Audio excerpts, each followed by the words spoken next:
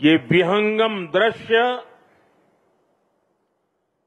सरदार साहब के चरणों में हमारी उपस्थिति आज हम सब एक महान क्षण के साक्षी बन रहे हैं। देश भर में हो रही एकता दौड़, रन फॉर यूनिटी, कोटि कोटि भारतीयों का उत्साह हम नए भारत की संकल्प शक्ति को साक्षात महसूस कर रहे हैं। अभी यहां जो कार्यक्रम हुए, कल शाम जो अद्भुत प्रस्तुति हुई, उनमें भी अतीत की परंपरा थी, वर्तमान का श्रम और शौर्य था और भविष्य की सिद्धि की झलक भी थी। सरदार साहब की 150वीं जयंती के उपलक्ष्य में स्मृति सिक्का और विशेष डाक टिकट भी जारी किया गया है। मैं सभी 140 करोड़ देशवासियों को सरदार साहब की जयंती की, राष्ट्रीय एकता दिवस की बहुत बहुत बधाई देता हूं, अनेक अनेक शुभकामनाएं देता हूं।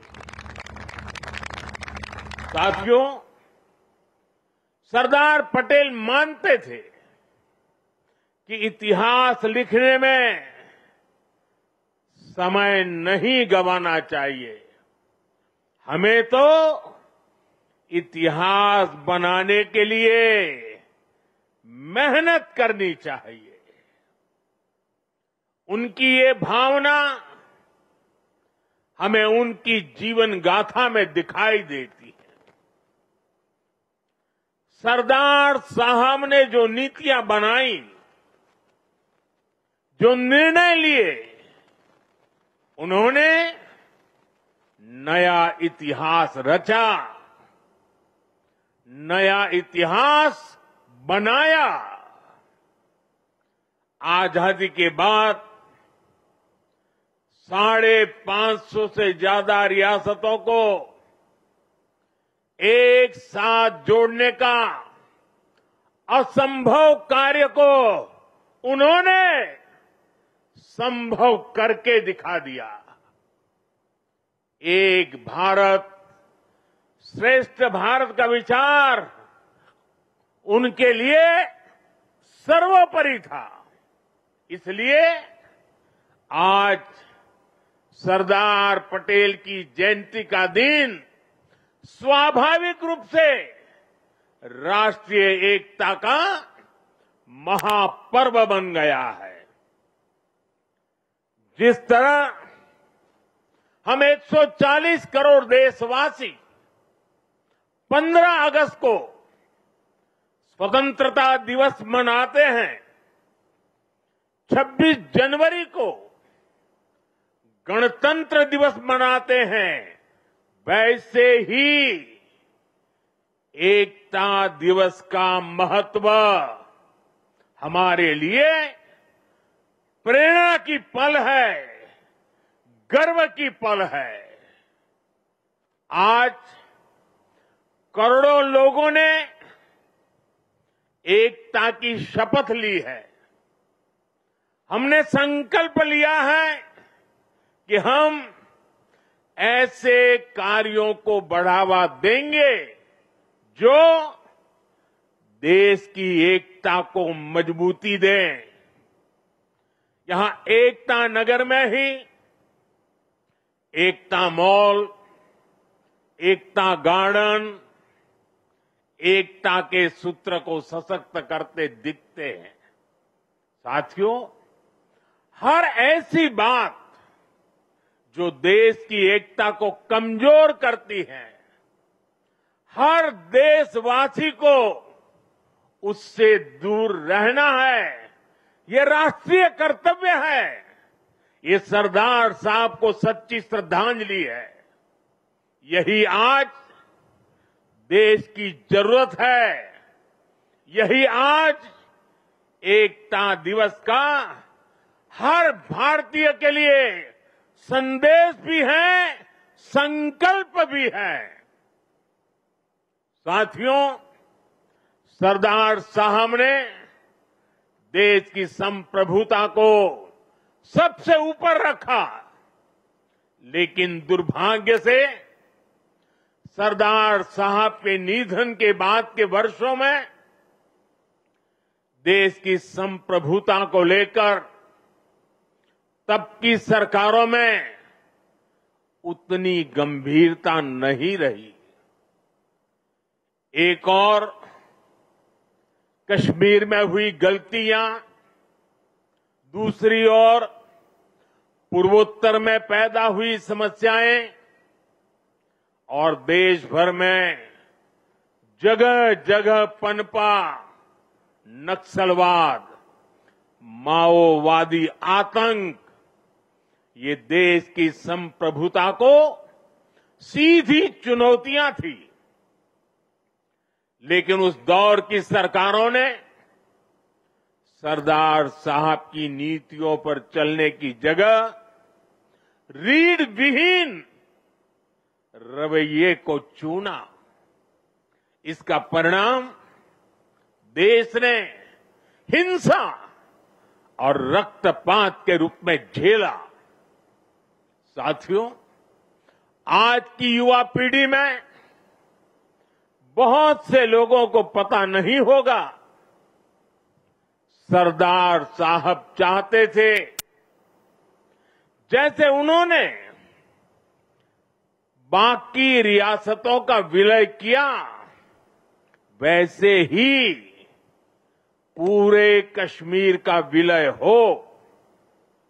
लेकिन नेहरू जी ने उनकी वो इच्छा पूरी नहीं होने दी। कश्मीर को अलग संविधान और अलग निशान से बांट दिया गया।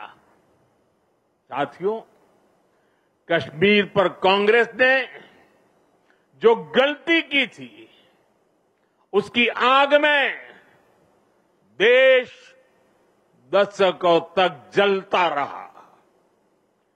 कांग्रेस की लचर नीतियों के कारण कश्मीर का एक हिस्सा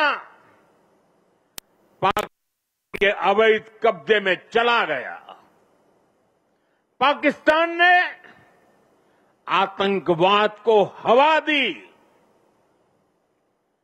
स्टेट स्पॉन्सर्ड टेररिज्म। साथियों, कश्मीर और देश को इतनी बड़ी कीमत चुकानी पड़ी, लेकिन फिर भी कांग्रेस हमेशा आतंकवाद के आगे नतमस्तक रही। साथियों, कांग्रेस ने सरदार साहब के विजन को भुला दिया, लेकिन हम नहीं भूले। 2014 के बाद देश ने एक बार फिर उनकी प्रेरणा से भरी फौलादी इच्छा शक्ति को देखा है। आज कश्मीर आर्टिकल 370 की जंजीरों को तोड़कर पूरी तरह मुख्य धारा से जुड़ चुका है। आज पाकिस्तान और आतंक के आकाओं को भी पता चला है कि भारत की असली ताकत क्या है। ऑपरेशन सिंदूर में पूरी दुनिया ने देखा है, आज अगर कोई भारत पर आंख उठाता है तो भारत घर में घुसकर मारता है।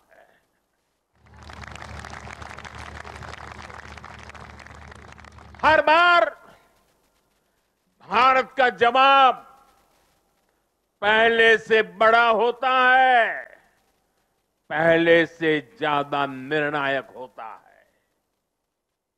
ये भारत के दुश्मनों के लिए एक संदेश भी है।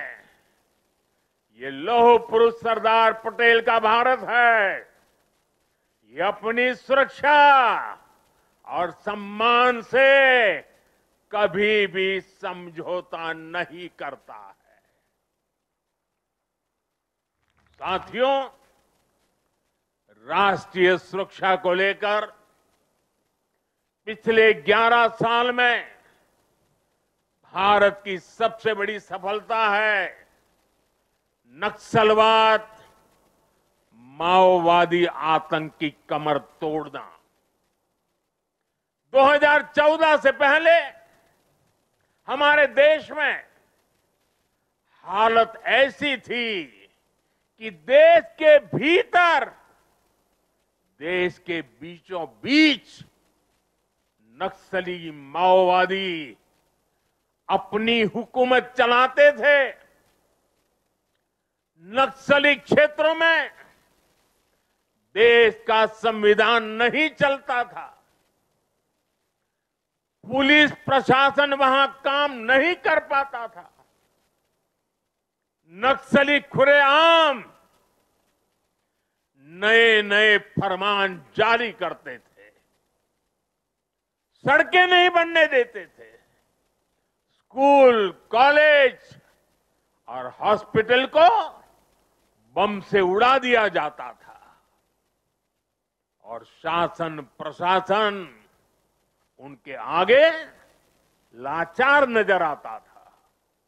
साथियों, 2014 के बाद हमारी सरकार ने नक्सलवाद, माओवादी आतंक पर प्रचंड प्रहार किया। हमने शहरों में बैठे अर्बन नक्सलियों के समर्थकों, अर्बन नक्सलियों को भी किनारे लगाया। हमने वैचारिक लड़ाई भी जीती और नक्सलियों के गढ़ में जाकर उनसे मोर्चा लिया। इसका परिणाम आज देश के सामने है। 2014 के पहले देश के करीब 125 जिले माओवादी आतंक की चपेट में थे। आज ये संख्या केवल 11 बची है और उसमें भी सिर्फ 3 जिलों में ही नक्सलवाद अभी भी कुछ गंभीर रूप से हावी है। और आज मैं सरदार पटेल के सानिध्य में एकता नगर की इस धरती से पूरे देश को भरोसा दिलाता हूं, जब तक देश नक्सलवाद, माओवाद, उस आतंक से पूरी तरह मुक्त नहीं हो जाता, हम रुकने वाले नहीं हैं,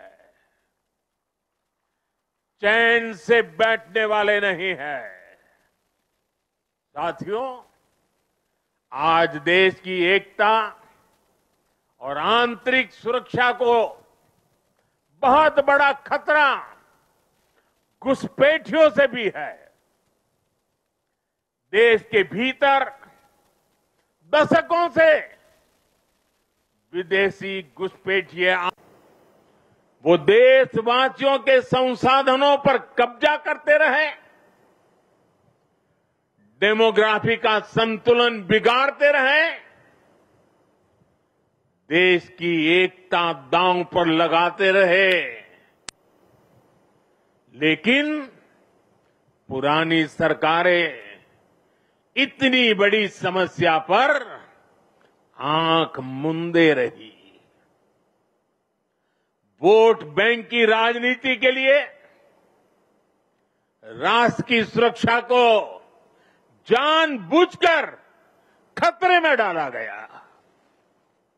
अब पहली बार देश ने इस बड़े खतरे के खिलाफ भी निर्णायक लड़ाई लड़ने की ठानी है। लाल किले से मैंने डेमोग्राफी मिशन का ऐलान किया है, लेकिन साथियों, अब आज जब हम इस विषय को गंभीरता से उठा रहे हैं, तो कुछ लोग देश हित से ज्यादा अपने स्वार्थ को ऊपर रख रहे हैं।